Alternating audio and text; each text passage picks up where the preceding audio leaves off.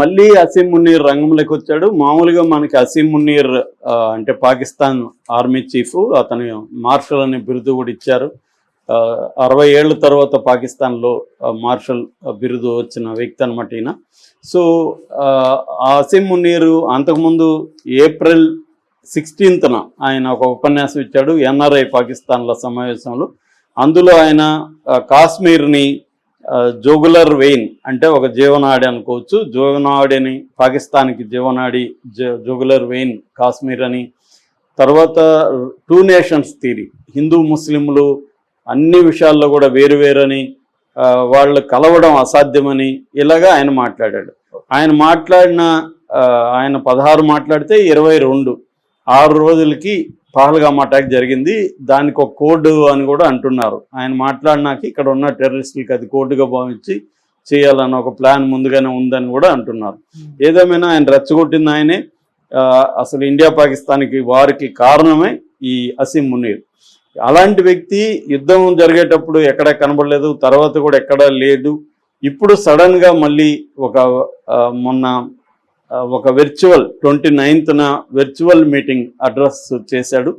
అదేంటంటే students, academicians రావల్పిండిలో ఉండి Pakistan students, పాకిస్తాన్కి సంబంధించిన మేధావుల మీటింగ్లో ఆయన వర్చువల్గా మాట్లాడుతూ ఆయన మళ్ళీ ఒక తీవ్ర హెచ్చరికలు చేశాడు. ఆ హెచ్చరికలు ఏంటంటే రెడ్ లైన్ ఫార్ పాకిస్తాన్ అన్నాడు.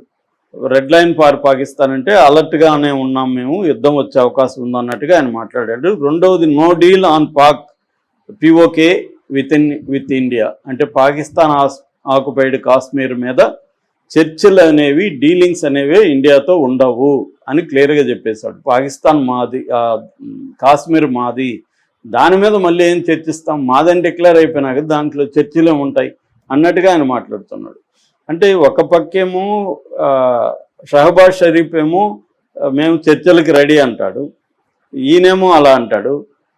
తర్వాత వాళ్ళ ఆర్మీకి సంబంధించిన పిఆర్ పబ్లిక్ రిలేషన్స్ అధికారి డీజీ చౌదరి, అహ్మద్ చౌదరి, ఆయనేమో మీరు మా వాటర్ ఆపితే మేము మీ ఊపిరి ఆపుతామని ఆయన బెదిరిస్తాడు.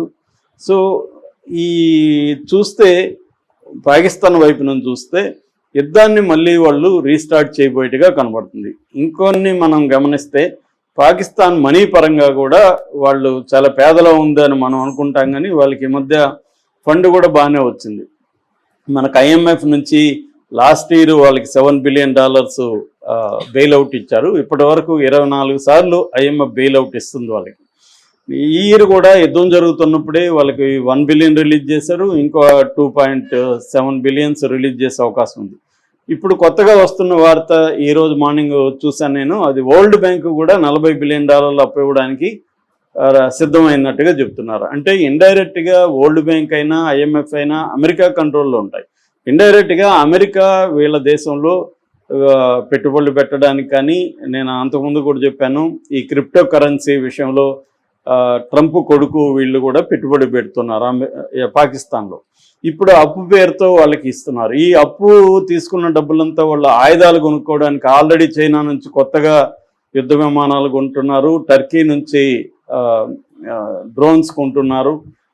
తర్వాత మళ్ళీ యుద్ధం వస్తే సహాయం కావాలని ఇటు చైనాతో మంత్రాలు చేస్తున్నాడు.